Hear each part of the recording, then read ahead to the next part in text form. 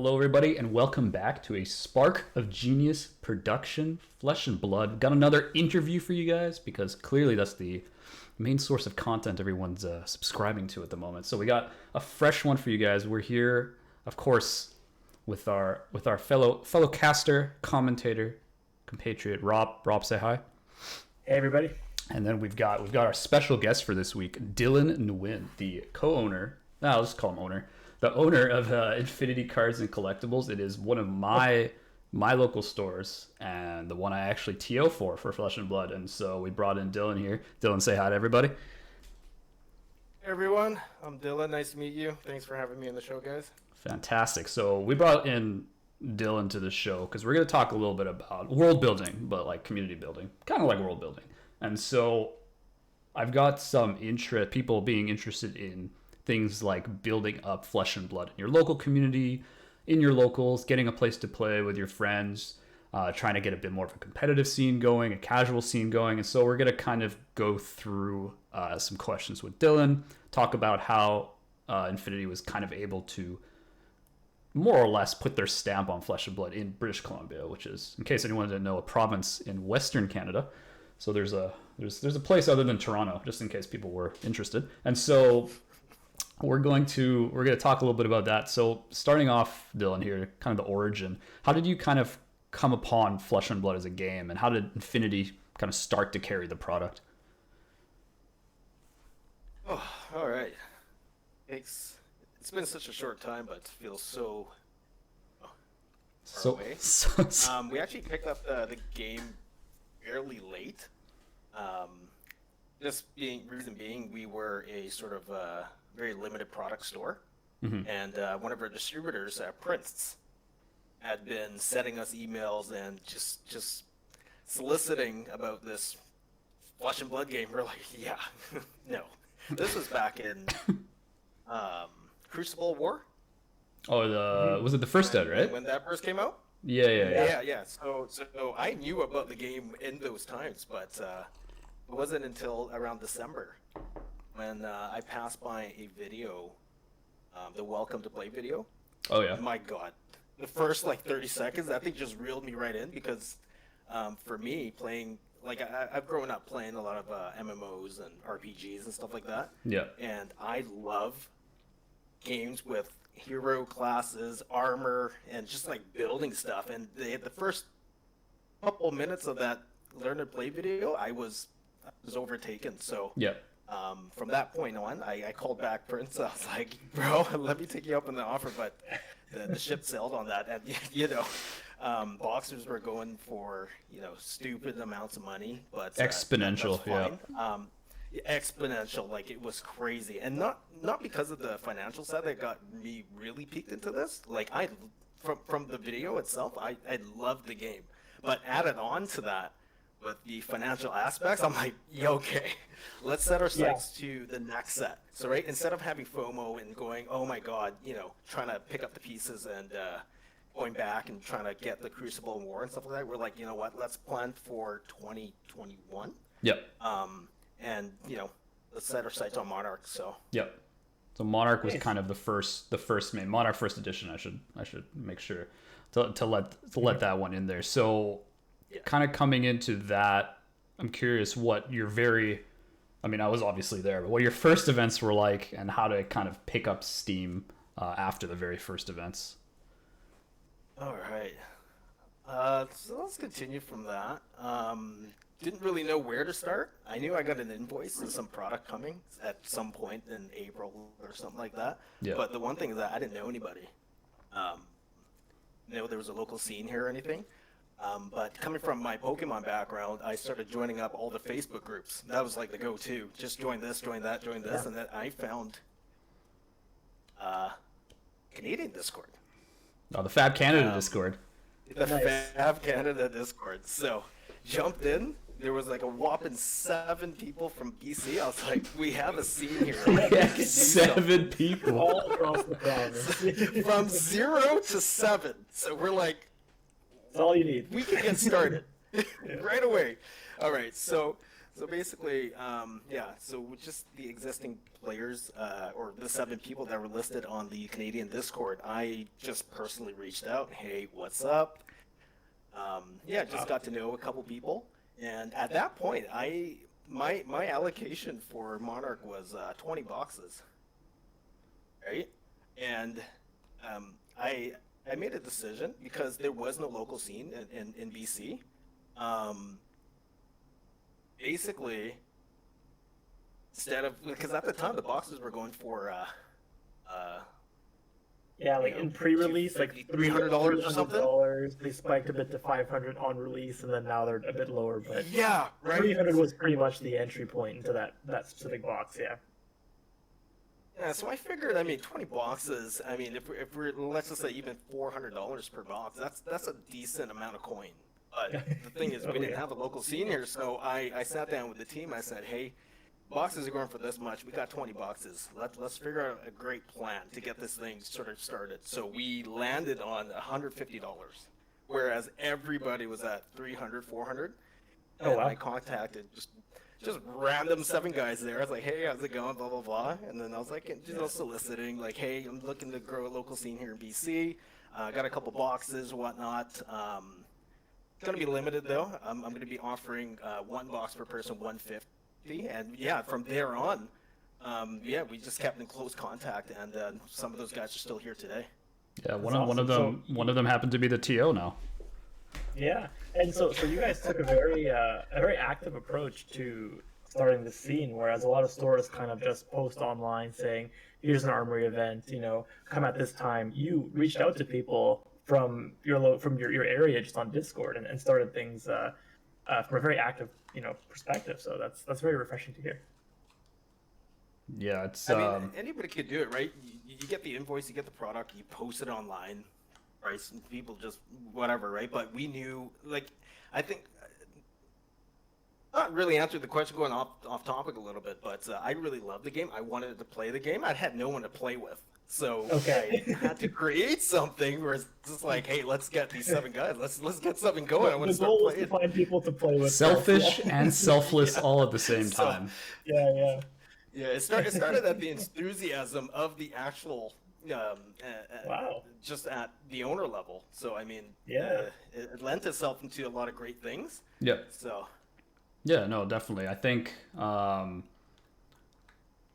first events were started in the Benji kit in March. So March 2021 were the first events with the Benji kits. I remember we had 6 people on a good day, something like that. Maybe 6 to 8, and they were online. They're everything's online, right? Because of COVID. That's right. Yeah. So I think we were running around 6 to 8 people, and then it kind of rolls right into the next question here. It was, how was the store able to ramp up? So started with armory events. We got season 1 skirmish. We got all the pre-release events. So we got the Monarch pre-release event, the Tales pre-release event, Skirmish season 1, 2, and 3, and then eventually we got the only RTN in BC. So Infinity ended up getting that RTN. And so, question for you, Dillon, is how is Infinity really able to go from a 4 to 6 man armory event to the only roads in BC? Yeah, it was definitely a journey. Sometimes it's daunting where, week after week, you're spending hours upon hours, and it's only, 3, 4, 5, 6 people. Yeah. And sometimes you're just like, yeah, this is going nowhere, but we kept to it. We had great people.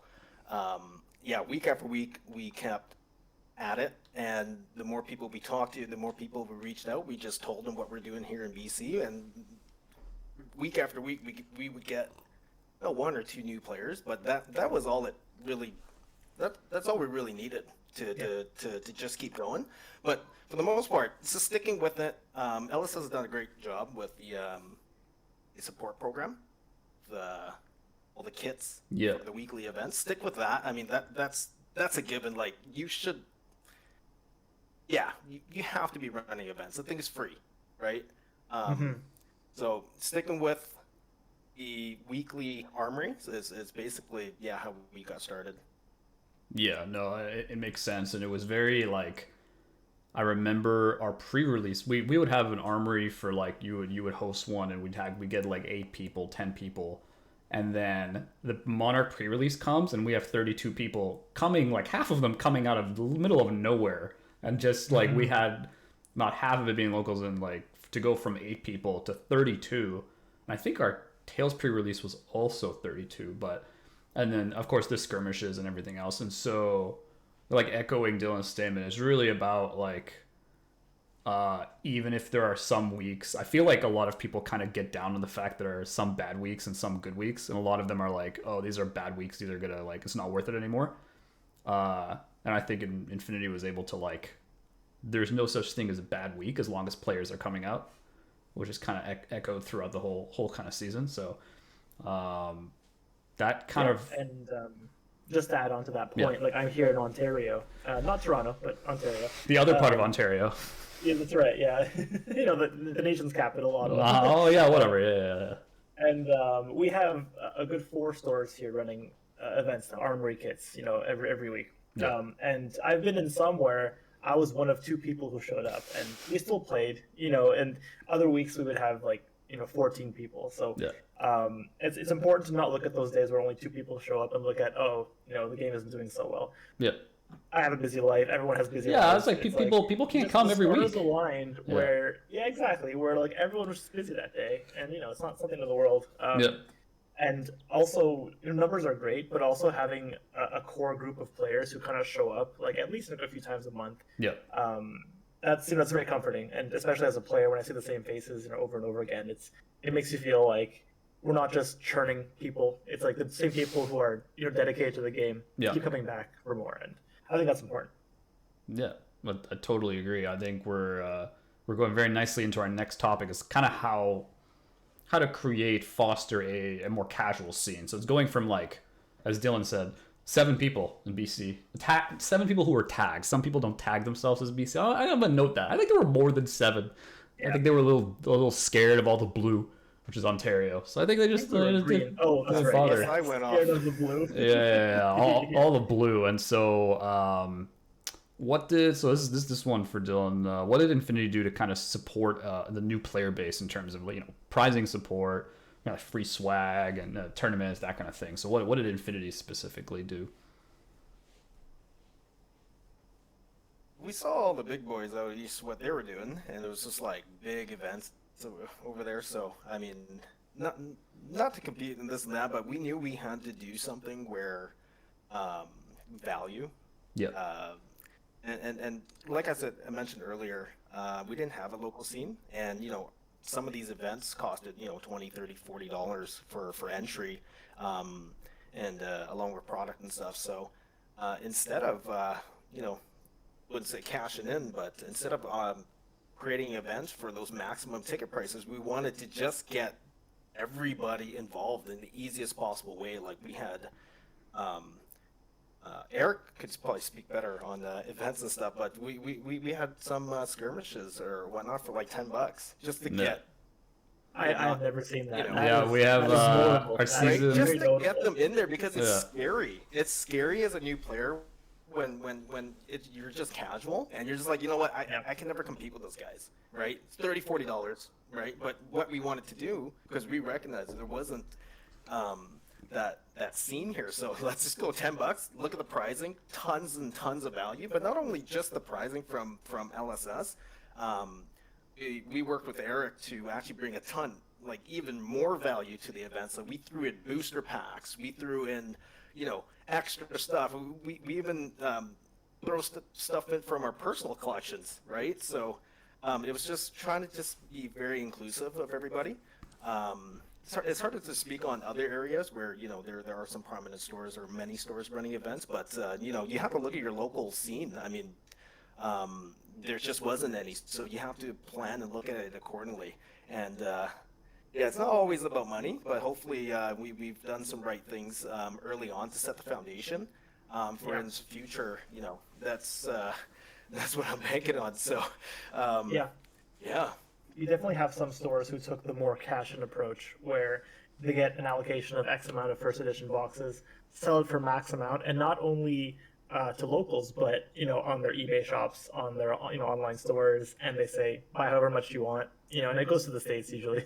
People from Yeah. the States come into the websites, they see Yeah, the I prices mean, are low. it's not to say that's yeah. It's not to say like those practices are wrong or whatnot. I Yeah, I mean, don't want to everyone's point entitled to fingers. make the money, but Yeah, yeah. But the most part, the biggest part was just identifying your area, your market, and sort of coming up with a game plan going that way. Like obviously, I have a couple cases saved in the back too, right? And yeah, so it's yeah. And it's investing in the player base, investing in your local scene. I think that'll go much further. I mean, exactly. Yeah. I'm not a businessman. I don't have a store, but I'm just saying, it sounds like it's a lot more of a, you get people to come into your store week after week. It's not just like you don't feel like you're betraying people who are close to you, and in fact, you're investing in them as well. So, Yeah. Exactly. No, I totally agree. It's a nice balance of like locals, but stores still have bills to pay. It's really just a mix of yeah, like evaluating blame stores how for doing it. I agree. yeah, like how it needs to be depending on where they are. But I guess rolling back into like the scene itself, how did LSS and I guess Prince being the distributor, of course, of the main kind of LSS prizing and support you with expanding the game in the local community? And is there anything like anything more that you'd like to see going forward in terms of that direct support, like the welcome kits, the Ira decks, that kind of thing? I'd like to start with they've done a great job. We're not any sort of by means like a big store or anything crazy, but it goes to show how much they care and how much they look at analytics and there are other things instead of just looking at store spend, right? They see the events we're hatching out week after week, and we every time that there was a big event and somehow we got it, like it was I don't know the word I'm looking for, but it's like we're working towards something as a whole community. Yeah. Great job for them for putting out the expenses on their end and yeah, just supporting the stores to enable us to do this week after week. Yeah. No, that makes sense. I think echoing on the analytics, I definitely remember that I wasn't necessarily surprised when we were getting all like skirmishes and pre-releases, but it was just refreshing to see that when they said they're mainly going to be looking at like running events, getting people playing the game, and also like if you're buying at the distributor level and selling product to people, but it's not just like a pure hey, you can sell more boxes so you're gonna get the big event. Yeah. Right. So they actually they were actually able to fairly like decently, I'd say, recognize those places where the effort was made. So just as a from a TO perspective, that was just really nice to see, because I remember numbers of players do fluctuate. Yeah, I'm just like, even from running the events, I've single-handedly 4 people every single week, never fails every single week. So it's nice to see it's definitely being looked at. I guess running into a kind of more non-reoccurring event are the welcome events, which are the IRA events. Basic little IRA decks. You got the little kit with it, and Old foil IRA. cool foil IRA. And then I know Infinity ran theirs bigger one couple months ago, I think, at this point. And I'm just asking Dillon, did you run a successful, I would consider it a successful welcome event, learn to play session, whatever you want to call it? First off was just chatting with our distributor. We said, hey, we have an armory event that we're hosting at a big convention. Mm-hmm. And yeah, I'd asked them, do you have anything, any leftover promotional items, anything? He said, yeah, we got a couple IRA decks just laying around. So I requested those, took them, and I can't remember how many players there were.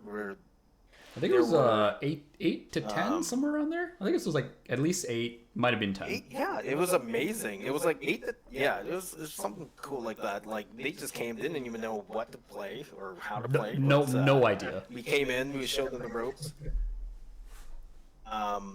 Those programs are amazing.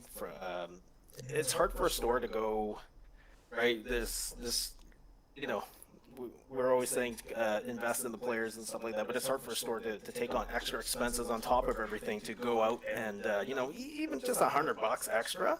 Like it's not something that's easy to say, but harder to do. But yeah, LSS has again with their support allowed us to each the game to 8, 10 more players. Yeah. Yeah, and I was also going to talk about just like in Skirmish Season 1 and 2, I believe, LSS took the cost of shipping the product to every winner of the Skirmish prizes, right? Yeah, that was cool. And I was very impressed with that. Like, yeah, because FedEx shipping from New Zealand to It's not cheap. It's not cheap, yeah, No. especially to international, like Canada, Europe, and so on. So Yeah. that was very impressive. Yeah. Yeah. I also want to note, in case people know, getting 8 to 10 players in a non-Toronto city of Canada to a welcome event is, let me tell you, that is not easy to do. So I think as far as, in case someone is saying, oh, it doesn't sound very successful, when your regular player base is about 8 to 10 people, maybe 14 to 16 if you're lucky, getting another 8 to 10 who've never played the game is fairly successful. I think getting like your core group of people, friends of those, they bring people. It's kind of like the exponential effect. Like 1 tells 2, 2 tells 3, that kind of thing. Well, 2 tells 3. That's not exponents. Don't look at my math. Don't look at my math. My point is, I think that spreads very, very well into making a successful event. So you grab players, and then for the welcome event, they teach people, and then they bring them to the events. I guess like based on like communication wise, I guess I kind of talked about the talking to core players and then telling other players about the game and trying to get them in the game. For Dillon, are there more like effective communication methods that you've been successful with, like for prospective current players? Like you talked a little about Discord, Facebook. Are there any other methods, or which one is probably the most successful so far for you? I think for Flesh and Blood, especially because of the time that it became a huge thing in Canada. It was to me, it was born during COVID, so a lot of everything everybody knew that's in Flesh and Blood in Canada, it was all over Discord online. So I think it was an easy one. Everybody was used to it. It was just a matter of just creating a server and just being super active and just helpful with questions and speaking with people, just making them feel welcome within the community. But yeah, so Discord was our number one because COVID. Yeah. No, that makes sense. It was kind of it gained the most traction during that, and it was kind of like a double-edged sword, right? I mean, the game was supposed to be played in the flesh and blood, but in reality, I think a ton of people jumped into the game because of Discord, because they were able to point a webcam at a mat, and they didn't have to drive like an hour and a half when they have two, 3 kids at home, and it's like, I think that was kind of, and that was, I think worked out.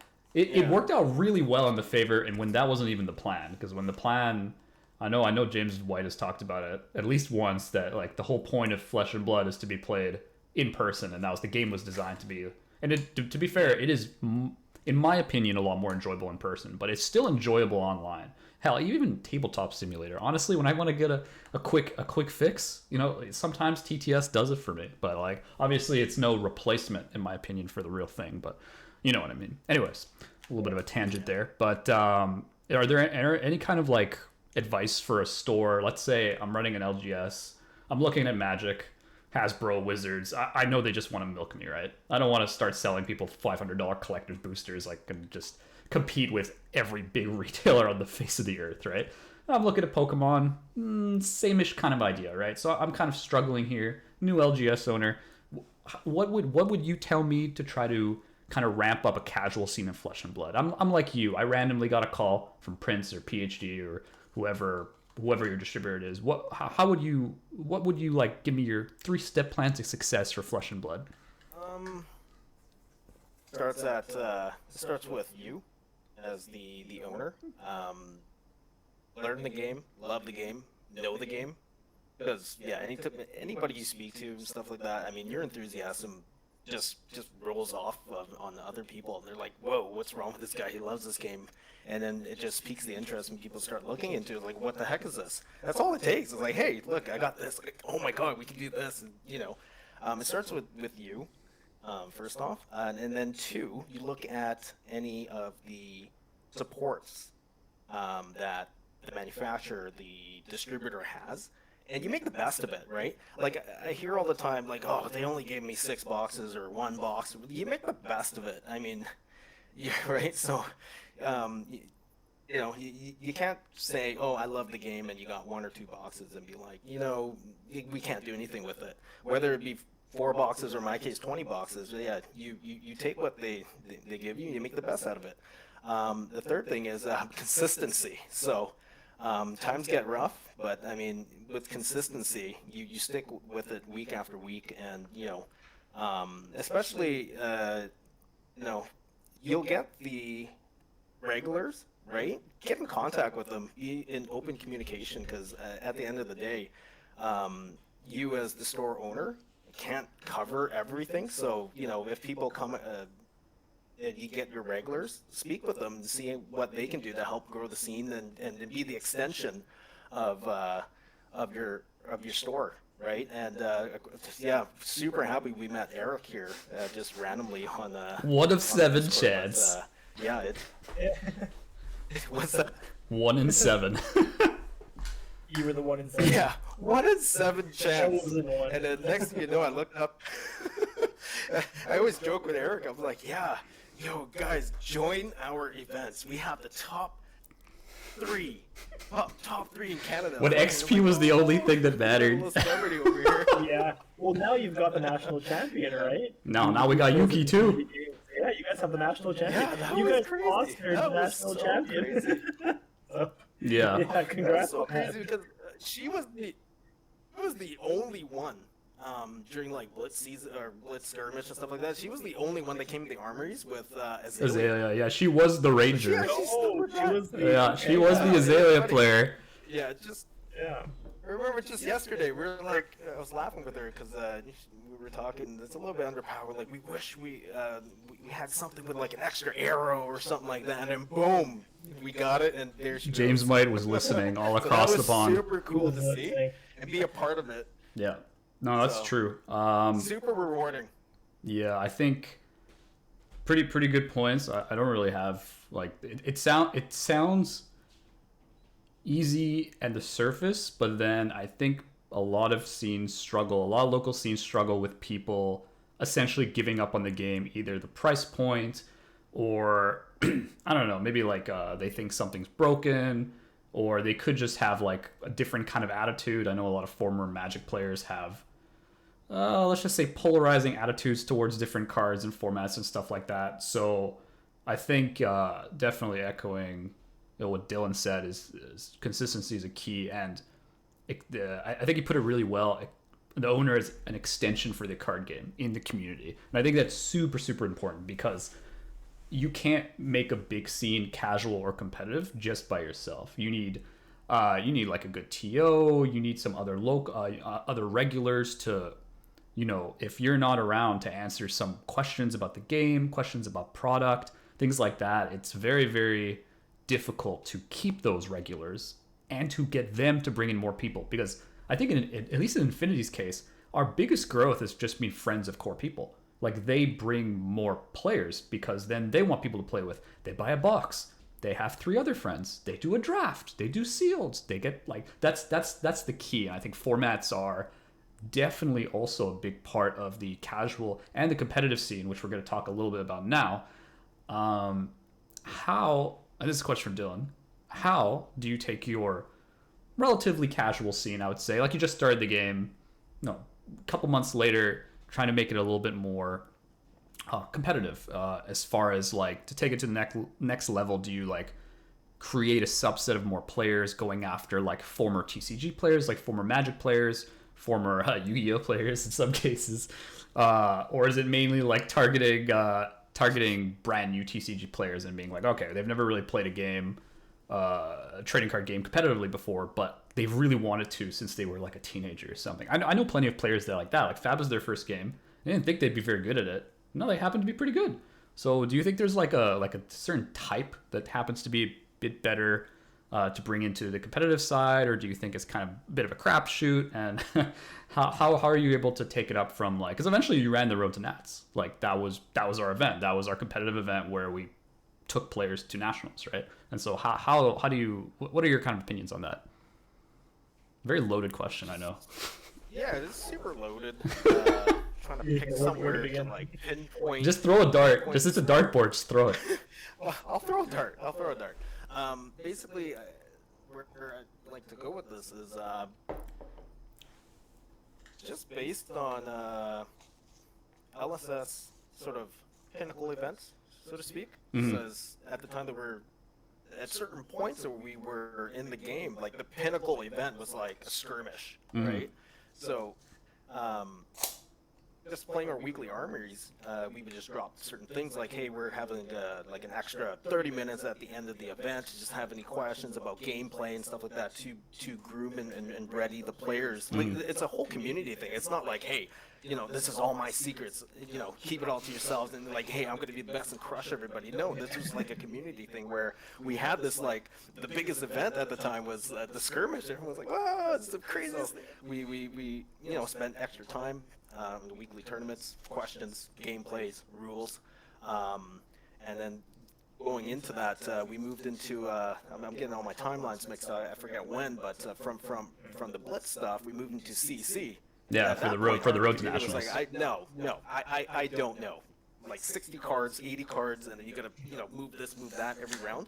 But no, like we took it as a whole community approach. Hey, we're gonna grow together. You know, and then we one by one we got all of the players that, you know, were just started, and even brand new people for the roads, the national, brand new people. We were able to get in contact with them and teach them the game, and, you know, bring them up to snuff as a group. And yeah, we ran the 32 player event.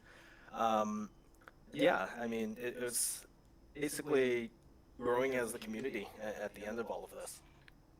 Yeah, no, I think it's a really, really good like hammer home point that it is the community that helps each other.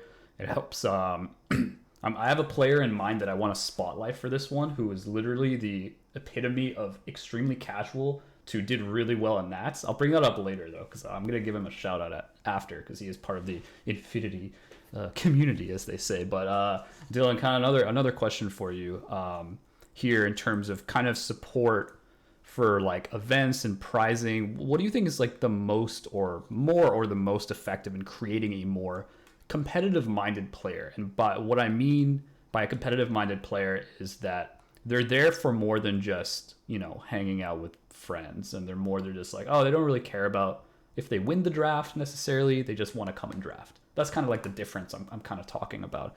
And do you think there's like kind of support that does better in making those changes happen subtly or otherwise? You have to help me out with that, Eric.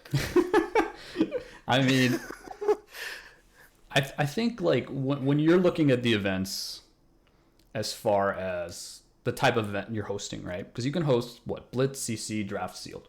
Those are the main events you can host. Of course, Infinity historically has mainly done Blitz because they've mainly been online from different circumstances, right?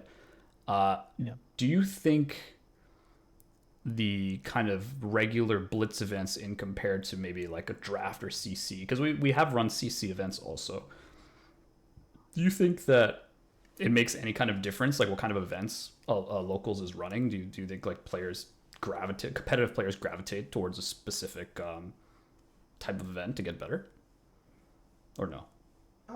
It depends what's on the circuit in terms of like the professional or a bigger event. It really depends on that. Yep.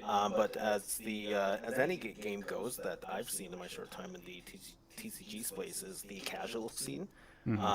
Yeah, because they come in numbers, right? You can't just shut them out and you know, just run the higher level events. Like you got to look at some of the.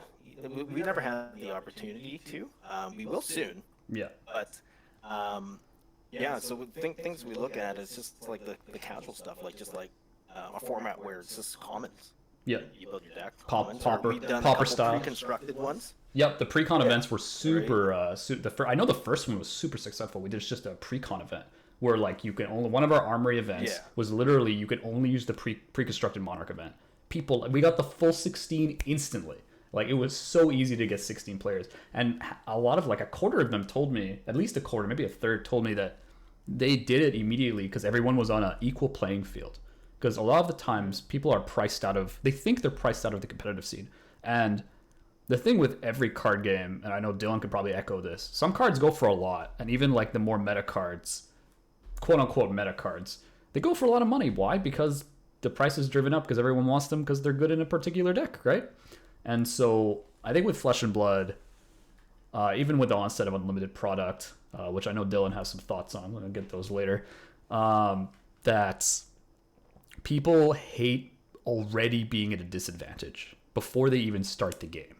And I think those pre-constructed tournaments, the long-form CC tournaments, the Pauper tournaments, they're very, very good in getting the people that don't normally come up to the regular, more competitive draft blitz CC events and get them playing. And because some of those players can very easily eventually be more competitive players because they have a better outlook on the game itself because they were able to actually play at a level they think is fair.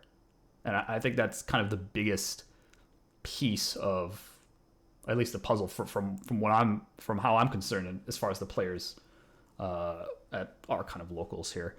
I guess I do have a good question for you, Dylan. As far as people outside of your local community, our local community, in case anyone's curious, is the Greater Vancouver area. That's what we consider, like the Lower Mainland. That's what we consider our local community, similar to like the Greater Toronto area, which would be more similar to Toronto.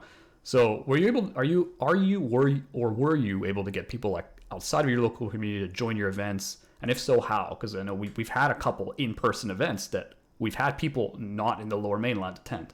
We've had plenty of people online not in the Lower Mainland attending. And so how are you able to get those people in? And is there kind of a bit of a difference, or is it just like the same as everybody else?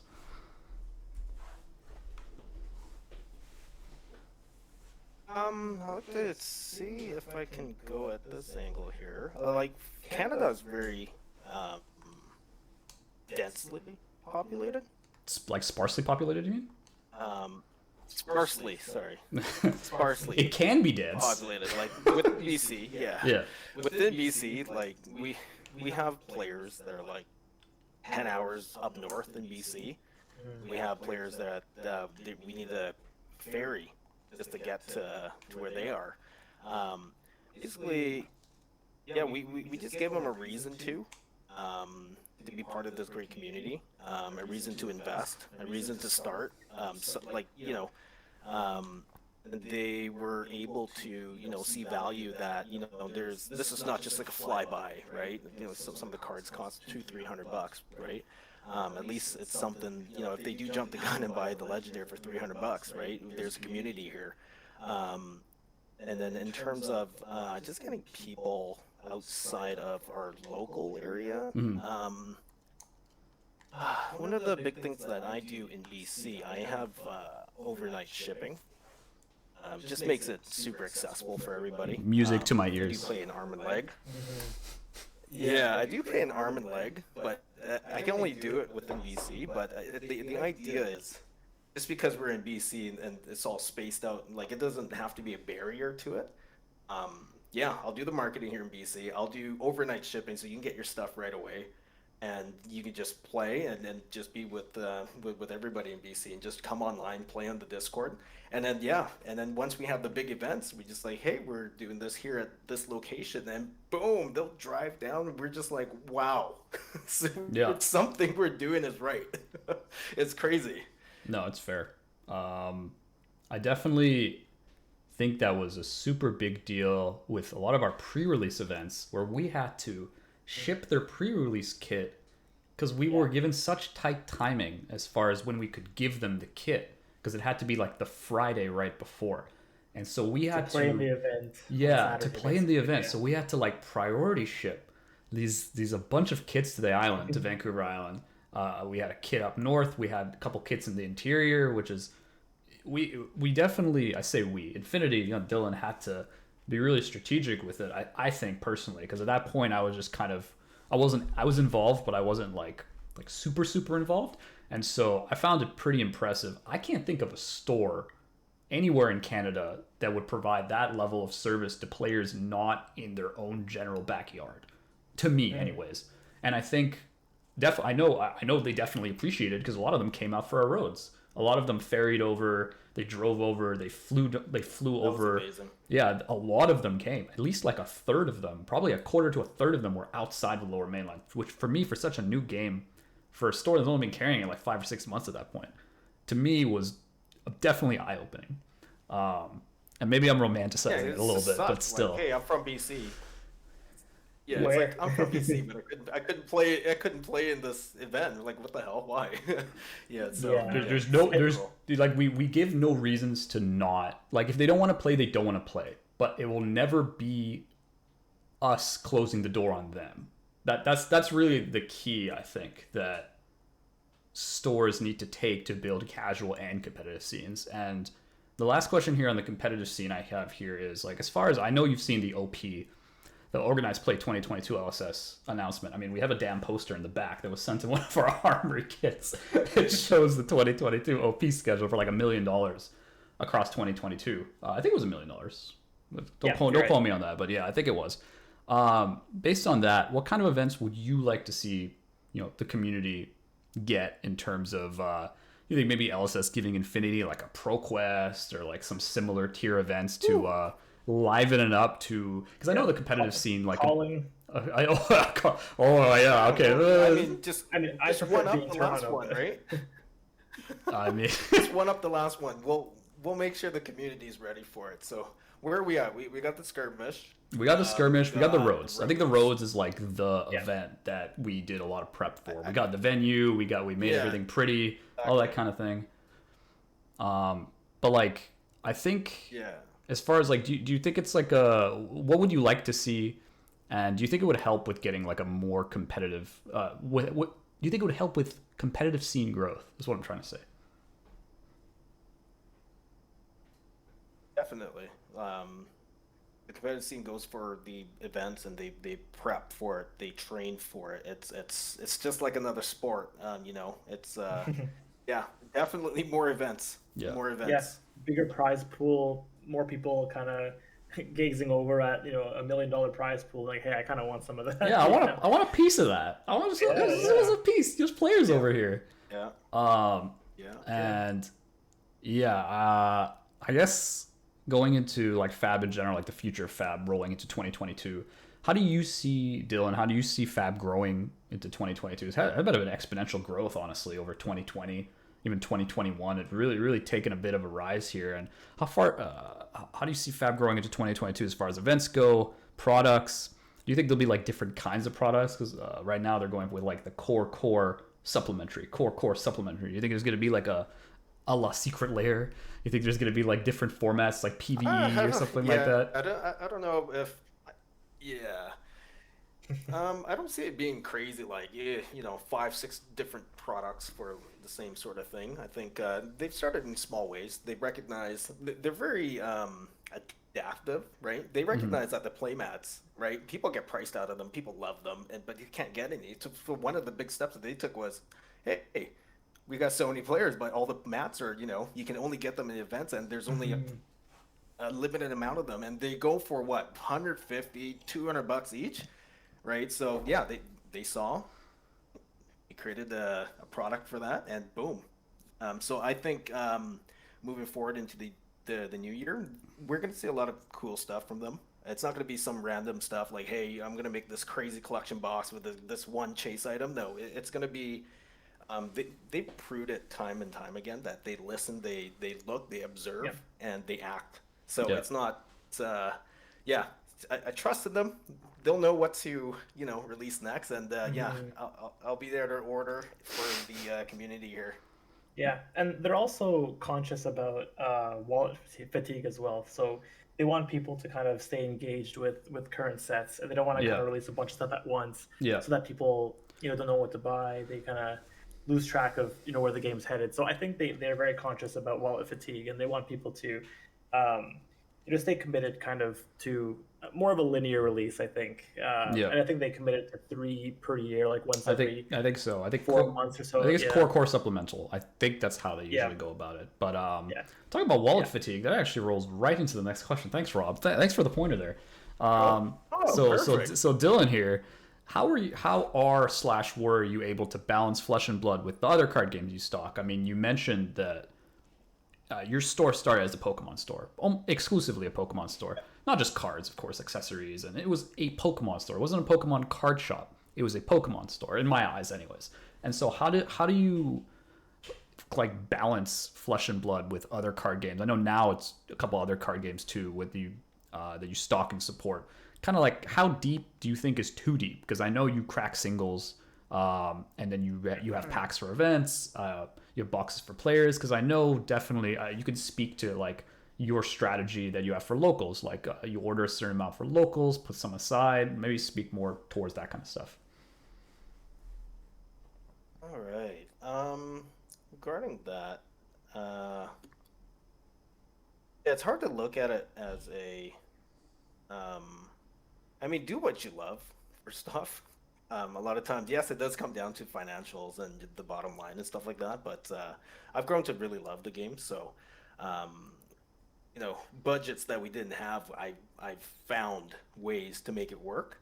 But not only that, but just the love for the game. It just made sense. We don't have so many prominent stores in the West Coast that offer lots of product and singles. So, I mean, as a business standpoint, you got to recognize that. Yeah, I love the game. I'm going to spend a little bit more than I wanted to. But if you look at just the overall, scene of the other stores, yeah, it was a no-brainer. So, yeah, at times we did order a little too much because there are certain programs that may or may not speak about in the future regarding the first ed for unlimited. But yeah, sometimes we do go over a little bit. It's just the way it is. But you make the best of it. I mean, you're not going to save it. Spend like most places. You got to spend the time to do the singles. It's the most time consuming, the most Yeah. dreadful, the most, not only the money cards, I'm talking playables, man. You got to Yeah. go through Commons, thousands and hundreds rares. and thousands of bulk. Yeah, exactly. To find it for the players, right? And just have that Yeah. available. Like, we host an event. We're bringing them playables that, you spend hours scrounging up, right? So it's like, I need that red plunder run. I need that sink below, right? We all You need gotta red have it plunder there. runs. Yeah. Yeah. So, um, yeah, it just it's for us. It was doing something that we loved, and first, and then we looked at the overall scene and how heavy we can actually go. Because I mean, yeah, if you're oversaturated, it's probably not the best. Not going Yeah. to be around for very long if you're going super heavy and everybody's got too much. So. Yeah. No, that's fair. Any plans to host any big prizing events? Maybe like a 1K, some other events that I'm not really thinking about, but anything in the works that you can hint at? Um, Not very much at the moment. Just maybe because I'm super excited about the new set that's coming up. Everfest. Oh yeah. Yeah, Oh yeah. yeah, right. So we want to sit down with Eric here and sort of maybe, like I've seen places do like chase the case, and stuff like that. So we haven't done stuff like that yet. So it's something definitely to look forward to. Yeah, super excited. No, that makes sense. And kind of the last kind of main question I have is, what has LSS done well on in terms of supporting retailers so far, and kind of more that I know you kind of touched on this, but what would you like to see in 2022 that maybe you want to see more of that specific thing, or you'd like to see it, period, it's not there yet? If there's anything from LSS? LSS, I think they're already doing a phenomenal job. I mean, we do carry other games and stuff like that, but just with their level of communication and just like the care and the way that they, support the LGSs, I mean, that's more than anybody could ask for. Mm-hmm. Yeah, I mean, yeah, there's not much we can say to like, hey, Keep doing what you're doing. to do this. They've given us the tools, they've given us the opportunity to really push the game and know that they have your backs. Because yeah, we've had some games where it takes a bit to grow the community, but when there's no support or none of that confidence of that future for the game, it's really hard for an LGS to to push as hard as we do for a game. Yeah. No, fair enough. That was fantastic. I think that was kind of the main questions. Do you have any shout outs you want to give, Dylan, before I finish this off here? Yeah, this is like the first ever interview, so it's really surreal. I really appreciate you guys for thinking of me and bringing us on and sharing the story and whatnot. It's not like it's pretty crazy where we are right now, but two people I want to shout out to right now. They're probably going to watch this later and they're going to lose their socks. I'm going to shout out my two sons, Kalen and Ethan. Hi. Oh man. The real father, the real MVP. Of course. I think. And Eric, you were gonna give one shout out. I was gonna give a shout out myself. Talking about casual to competitive. I have one player in mind that kind of proves what we're looking for, and that player is I know Dylan knows this, is Mr. Dong Hee, Mr. Kim. He was fairly casual at the beginning. He's a fairly new player. He's gonna be super confused why I'm bringing him up here, but he's a fairly casual player at the beginning, and he put in a ton of work, a ton of hours, a ton of testing. His deck is fully rainbow foil, but my point being is he came kind of into the casual scene, played in a lot of our events, qualified on XP by grinding like nobody's business, came out of nowhere. Qualified on XP, went to nationals and top 24'd. And wow. To me, that is, and he wasn't third pod. I think he was like second pod, like a 12th, 13th, something like that. Like he wasn't like scraping the bottom or anything here. He came in, he played well, and he top 24'd in Canadian nationals. And to me, that's like the epitome of casual to competitive in my view, right? And that's a local player that hasn't been playing a long time. And what kind of timeline are we talking here from when he started playing? Oh, like a couple months. Maybe 3-4 months. Wow. Yeah, maybe 3 months. Yeah, a couple months. I think it was. Oh God. I'm fuzzy on like the super details, but I think Dylan can vouch for me here. Like he wasn't one of our like kind of starting players. He has not been playing that long. Especially before Tales of Aria, just like after Monarch.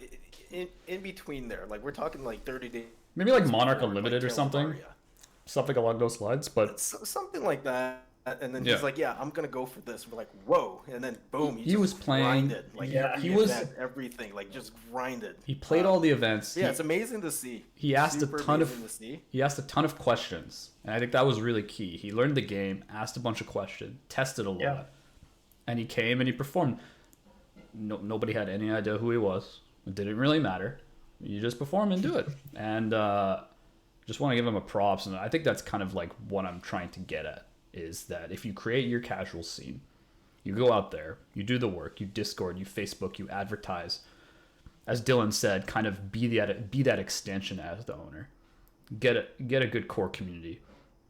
Spread the game organically. Go grassroots. And that's the easiest thing to do. Recognize that a fairly large amount of Flesh and Blood player base is coming from other card games. A lot of Commander players from Magic, Yu-Gi-Oh players, I'm just gonna say other, capture everything else. And other. And other. And that's something that they might already have some competitive experience, or they're more competitive minded players. BC itself, out of the 80 player event in nationals, BC sent 12 players. 4 of them got into top 24. 2 of them got into top 8. One of them was 9th. The other 2 were in top 8. Oliver couldn't play his quarters because he had to get it on his flight, which still pisses me off. And Yuki just ended up winning. So really, it shows that you don't need some massive community to produce good quality players. It's the support through the singles, the store, the product. Infinity making Tails product first ed. I know Yuki told me this specifically, that she was able to buy some extra product from Infinity at a reasonable price and draft with it. And that drafting practice directly led into the fact that you were more comfortable in the drafting portion, which carried her pretty much to first.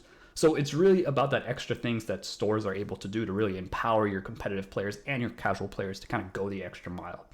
And I think that's kind of what this video was really trying to, this interview is really trying to hammer home, that Dillon and myself and the community have been very successful in trying to grow it from the ground up. And I think other stores across the world can do the same thing. I don't think anything we did is particularly difficult or unique. I think it's just the combination of it and the people actually willing to do it that was really what was able to lead to that success. So with that, Dillon, appreciate your time. I know you're a busy guy. I personally know how busy you are. So appreciate your time. Rob, you know I appreciate your time too, but you kind of have to be here anyways. No, I'm just kidding. And so with that, appreciate everyone watching this Spark of Genius Flesh and Blood interview with Dillon. And have a good night, everybody.